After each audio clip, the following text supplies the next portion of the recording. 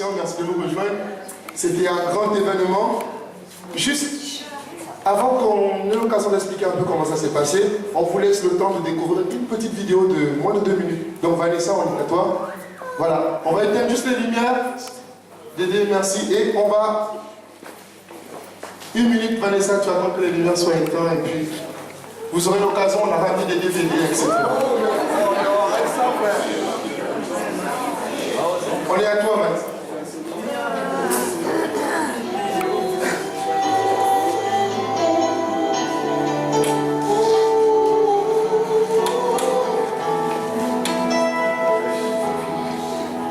Tu es plus grand que ce que l'on dit, Jéhovah, tu es plus grand que ce que l'on dit.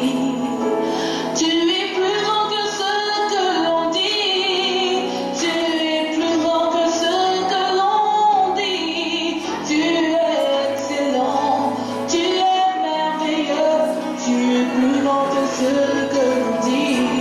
Oh, tu es excellent, tu es merveilleux, tu es plus grand que ce que l'on dit.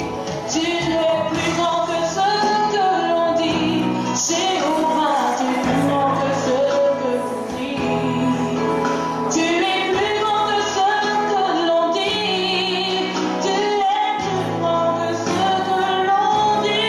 Tu es excellent, merveilleux. Tu es plus grand que ce que l'on dit. Oh, Amen. On peut acclamer quand même. Voilà, c'était vraiment exceptionnel. C'était 3 jours puissants. Le Saint-Esprit a agi. On a eu l'occasion d'avoir le parrain qui était le pasteur Paul David Djadi. C'est le micro, s'il vous plaît, un peu. Le pasteur Paul David Djadi, qui était un grand orateur qui exerce dans le ministère depuis plus de 30 ans et qui revenait de Belgique. Les jeunes qu'on vous voit venir. Il est implanté en Belgique, donc si vous avez remarqué au début du culte, on était en train de prier, il y avait un CD qui tournait, et c'est éventuellement lui qui chantait.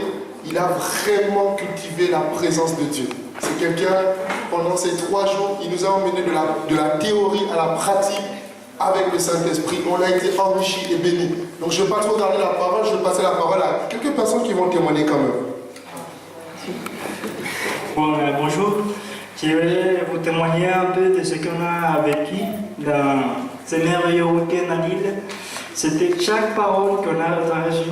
C'était vraiment la révélation de Dieu. C'est un moment de réveil qu'on a vécu là-bas. Et je voulais que ce qu'on a vécu là-bas, on va le partager ici. Parce que ça, il faut montrer aux autres que Dieu, ce n'est pas un Dieu de religion, Dieu, ce n'est pas un Dieu de religion, c'est un Dieu des merveilles, c'est un Dieu vivant. Donc, merci. C'est la plus jeune de la jeunesse du groupe des jeunes. Elle va être avec nous. Bonjour. Moi, je vais témoigner parce que je veux remercier le Seigneur pour ce qu'il a fait à Lille. Tout d'abord, je remercie chaque jeune parce que je me suis sentie bien, en famille, en sécurité. Tout s'est vraiment, vraiment bien passé du côté de la jeunesse. Et Dieu a vraiment, il a été excellent durant ces 3 jours. Il a été, waouh, ça se décrit même pas, il a été excellent. Je vois des jeunes, il y avait des ados qui ont été baptisés du Saint-Esprit, moi y compris. Et je remercie le Seigneur parce qu'il m'a redonné le zèle et il m'a restauré entièrement. Ça n'a pas été facile cette année et je sais que ce ne sera pas facile, mais je sais qu'il est là pour moi. Alors, soyez bénis. Donc, je vais donner le micro à Hélène aussi qui va témoigner. Bonjour à tous. Moi j'étais très étonnée en fait parce que j'ai remarqué que à 5 heures de route d'ici, on peut être en Afrique en voiture. Il y avait plus de 200 Africains et bon, quelques blancs par-ci par-là. C'était vraiment un dépaysement total. Et puis comme ils ont dit, les enseignements étaient vraiment, vraiment forts, vraiment solides. Et bon, le thème c'était ton futur dépend de toi. Oui, voilà. Et je pense que ça nous a vraiment tous parlé. En fait, c'était très, ça nous a beaucoup responsabilisés. En fait, on est sorti de là, on s'est dit non mais on veut pas juste être passif, quoi. On veut faire des bons choix pour notre vie, pour que notre futur soit meilleur. Et c'était aussi beaucoup axé sur le Saint-Esprit. Je pense qu'on a tous reçu vraiment une guérison, une restauration, un truc extraordinaire. Donc vraiment merci Seigneur et c'était génial. Ouais, gloire à Dieu. Donc on va passer le micro à un dernier intervenant, Christian. C'est un évangéliste, hein, il est dans les rues du Nancy. On a pratiquement tout dit, mais pour ma part, c'était vraiment un moment privilégié. Parce que c'est la première fois que je vis vraiment cette présence du Saint-Esprit. Parce que j'ai vraiment vu la manifestation du Saint-Esprit quand Julien il a fait l'appel. J'ai vraiment vu des gens qui étaient à genoux, qui priaient, et on était vraiment tous concernés. Et c'était vraiment des moments privilégiés pour moi. Amen. Chaque message était profond. On a eu des ateliers avec le parrain sur le Saint-Esprit. Il est passé de la pratique, de la théorie à la pratique. Et le vendredi, quand Julien a prêché, à un moment donné, vous savez comment Julien il est, quand il est lancé sur le Saint-Esprit qui le conduit. Donc après il dit, je crois que j'ai dépassé le temps, et le pasteur dit, non, laisse-le, il faut qu'il continue, c'est intéressant ce qu'il est en train de dire. Et c'était tellement intéressant que le Saint-Esprit le dirigeait, et il y a eu 17 personnes qui ont donné leur vie au Seigneur. Est-ce qu'on peut applaudir le Seigneur?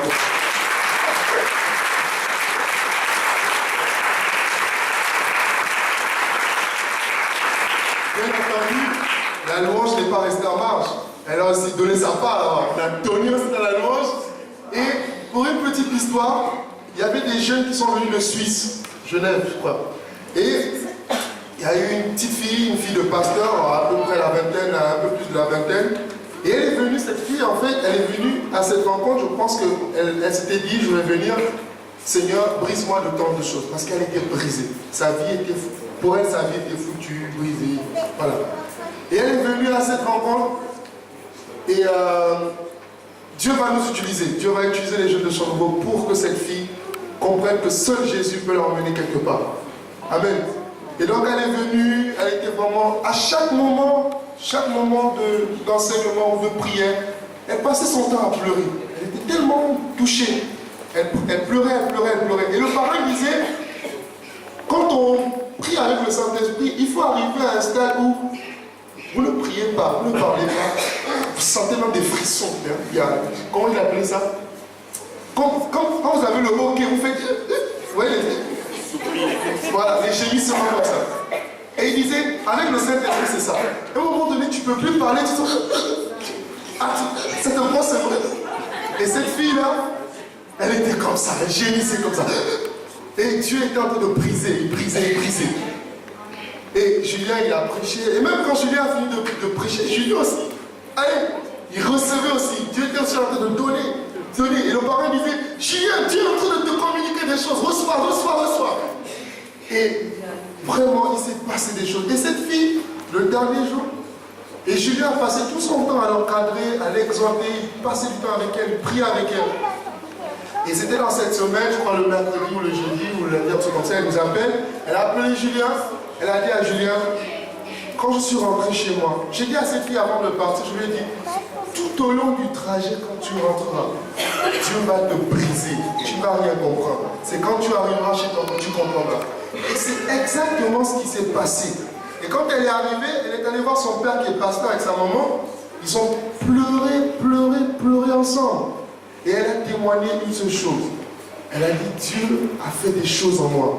Elle a dit, j'ai eu un frère que Dieu m'a donné, c'est mon frère, c'est Julien. Dieu m'a donné un frère. Il veille sur moi maintenant. Et deuxièmement, elle a dit, j'ai aimé la louange. Tu salueras ce frère, bon, gloire à Dieu, tu salueras ce frère Stéphane quand il faisait la louange. À chaque fois qu'il faisait la louange, je recevais quelque chose. Et donc je dis, gloire à Dieu, Dieu a utilisé les jeunes de Chambreau là-bas. Amen. Même dans le service, on a fait le service, laver les assiettes, essuyer, on faisait tourner, voilà. Mais le nom de Dieu est toujours glorifié. Donc on veut bénir aussi nos pasteurs parce qu'ils nous ont toujours accompagnés dans ces conventions, ils ont toujours donné les moyens d'y aller, ils nous soutiennent. Il faut le dire, le parrain de l'événement disait, ce n'est pas quand l'homme, c'était le pasteur Patrick qui disait plutôt, ce n'est pas quand le pasteur n'est plus là qu'on va chercher à l'honorer. Il faut l'honorer même quand il est là, même de son vivant, il faut l'honorer. Amen. Donc on va honorer nos hommes de Dieu. Le coup passera à la brosse. On va applaudir pour vous quand même.